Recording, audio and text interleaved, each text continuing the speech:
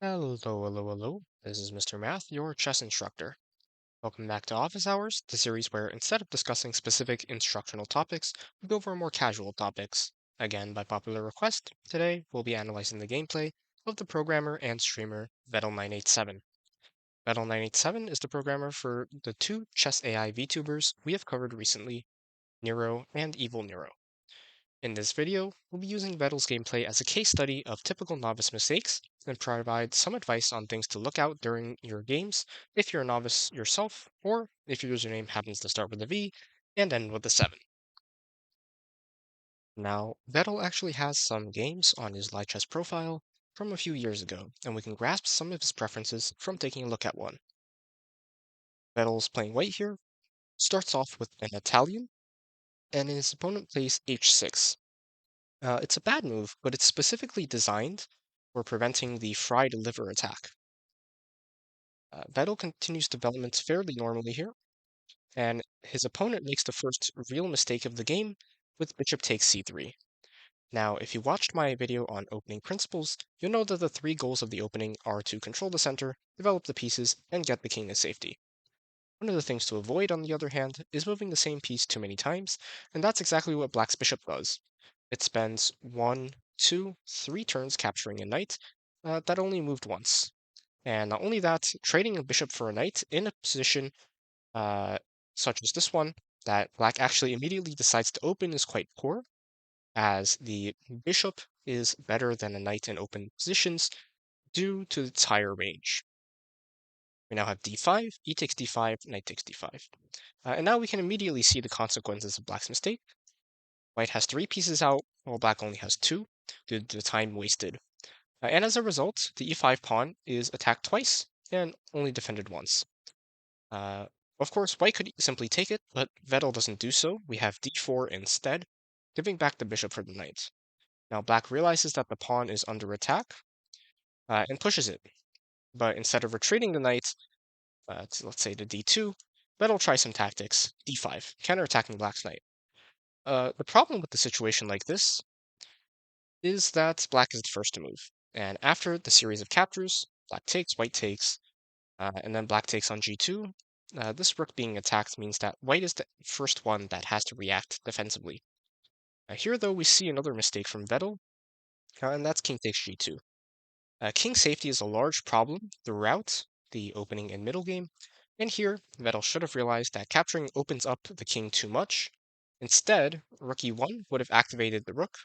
Black's pawn here actually serves as what is called an umbrella pawn, where the pawn blocks Black's own pieces from trying to follow up on attacking the king. But alright, at the end of the day, Vedal captures the pawn, which admittedly is a fairly natural looking move. So we have king takes g2, queen h5, queen g5 check, king h1. Black follows up, though again inaccurately, with bishop h3. The bishop greatly prefers to be on the a8 h1 diagonal here. So bishop g4 with the idea of attacking the queen and gaining time to move to f3, which would actually be checkmate. This would have been correct. However, after bishop h3, Vedal correctly finds rook g1, the only move that both defends the rook by moving it and also defends the critical g2 square. And Black moves the queen. Vedal takes another pawn, attacking Black's rook. And again, a player tries to get a bit too tricky with counterattacks, but this time it's going to be Black. Queen c6 check, trying to fork the king and the pawn. But Vedal finds a great defense, bishop d5. And now both Black's queen and rook are attacked. Rook d8. And again, we have some more unnecessary tricks, though. We have b8 promoting to a queen. Of course, better would have been simply to just take the queen and be up a queen. And yes, Black could recapture the queen on d1, but White would recapture, and at the end of it all, they'd be up a rook, because Black would have lost the d8 rook. But Vedal tries to get tricky again, unnecessarily, with b8.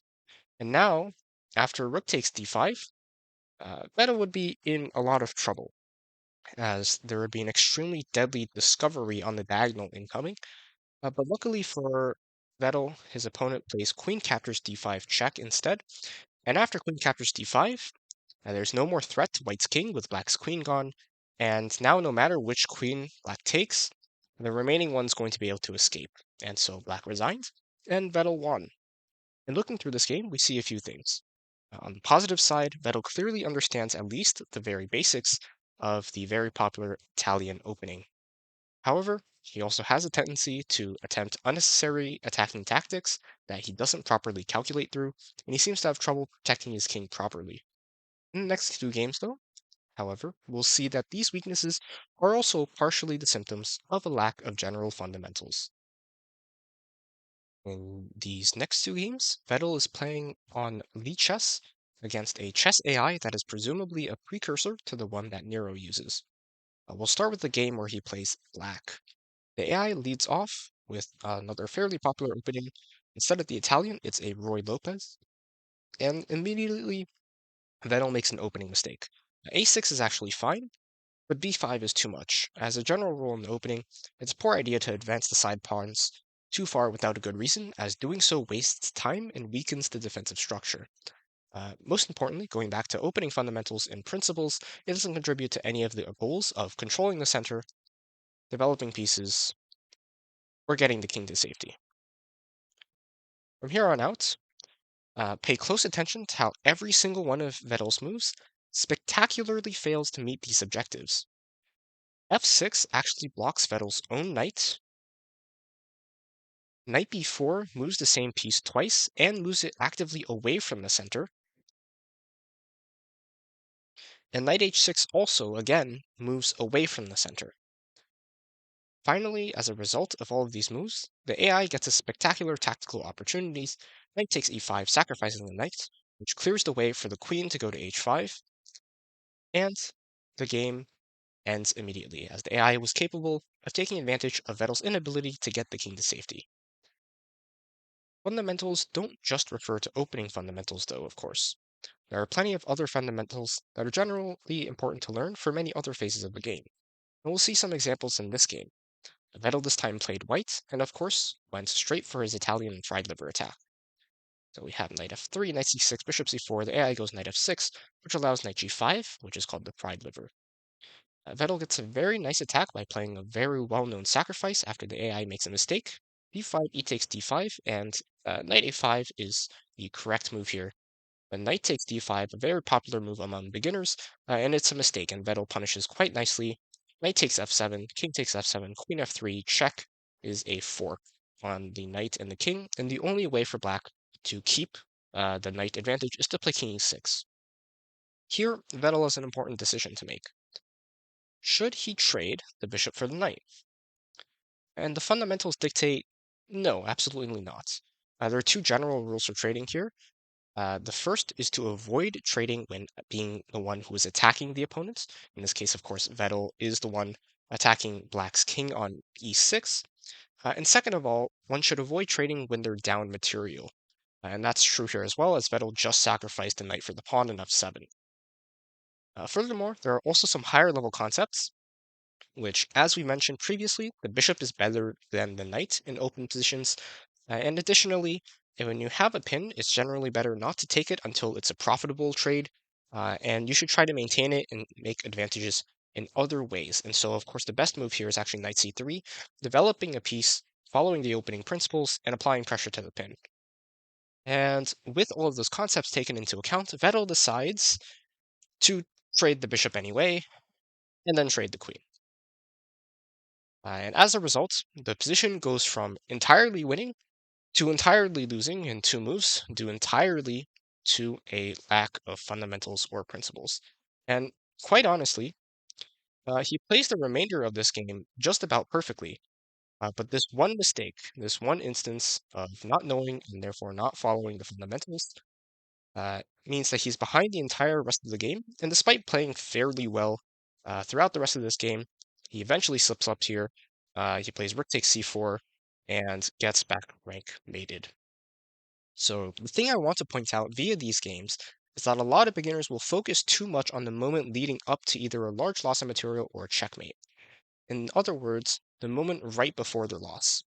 This causes beginners to focus too much on tactics and individual moves.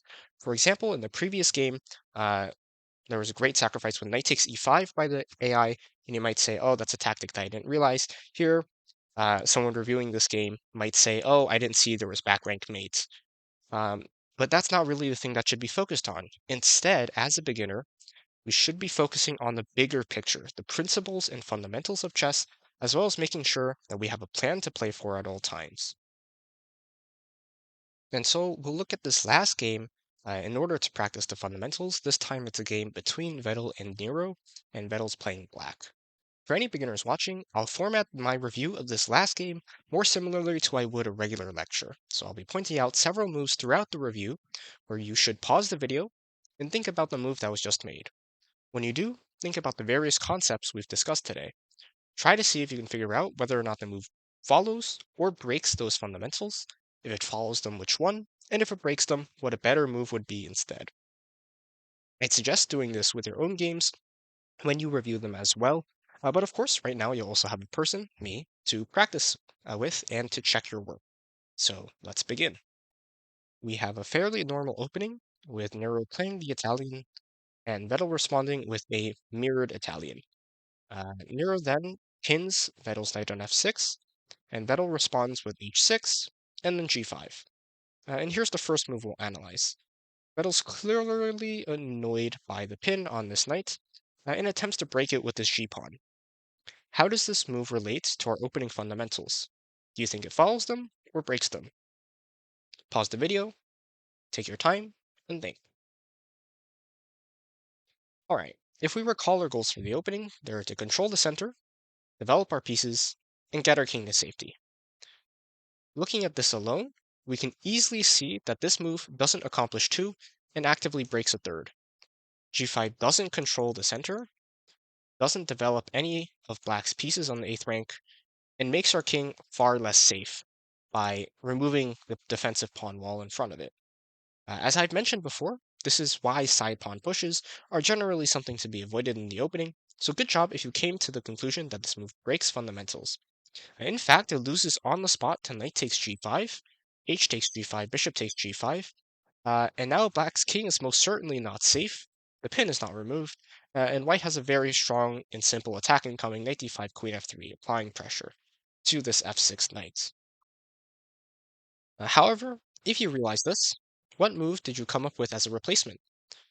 It should be considered that, in the current position, white is threatening knight d5 as well, since white does still have the pin. And so, the best move from a fundamental standpoint would be bishop e6, developing, fighting for central control, and preparing to capture on d5 should the knight hop there. So, in summary, g5 is a poor move from an opening fundamentals perspective, and bishop e6 was preferable as it would have done a better job of controlling the center, developing pieces, and keeping the king safe. Going back to the game, thankfully for Vedal, Nero doesn't punish, and instead retreats the bishop. Vedal does actually follow up properly with bishop e6 afterward, and we have a trade of pieces.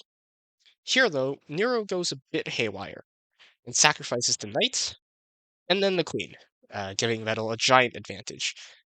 Vedal then escapes with the knight and correctly conquers the center and begins pressuring.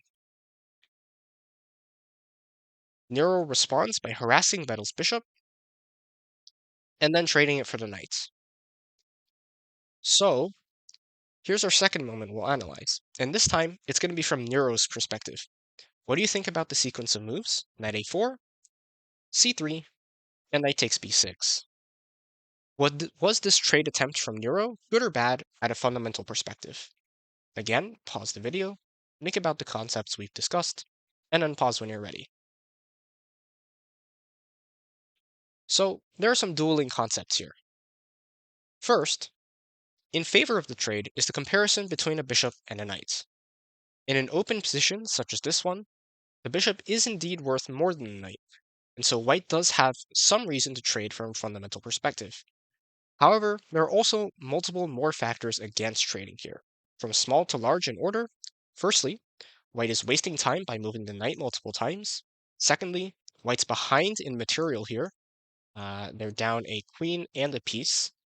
And as a general rule, as we've mentioned previously, trading when one has fewer pieces is bad.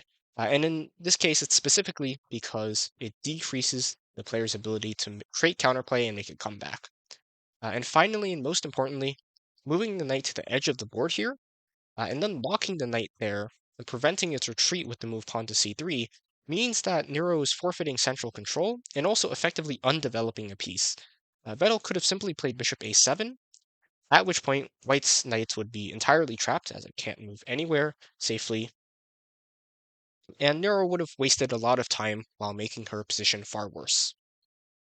As for better moves in this position, white should try to develop their rook on f1, either with rook d1 and then rook fe1, or doubling up on the e-file with rook e2 and rook e1 that way.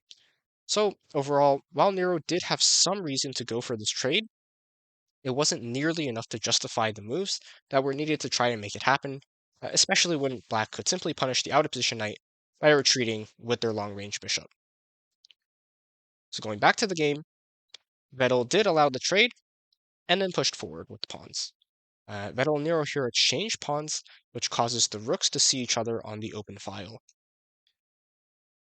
Nero here opts to play rook takes e8 check, exchanging the rooks. So here's the final move we'll be looking at. Again, it's from Nero's perspective. Is it correct here for white to take black's rook on e8?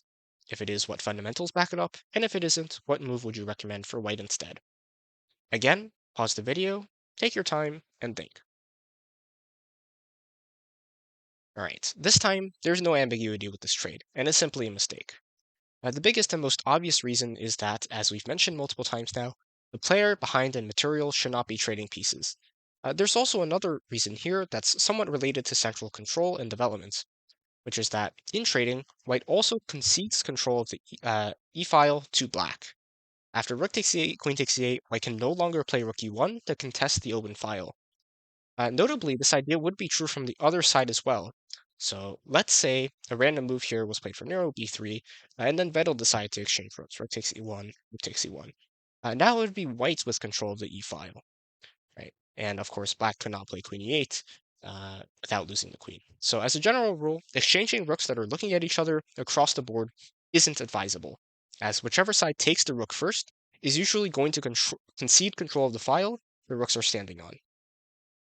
As for a better move for Nero, the best move in the position is probably rook c1, as it avoids the trade of rooks, relocates the rook to a useful open file, and prepares to finally develop the other rook.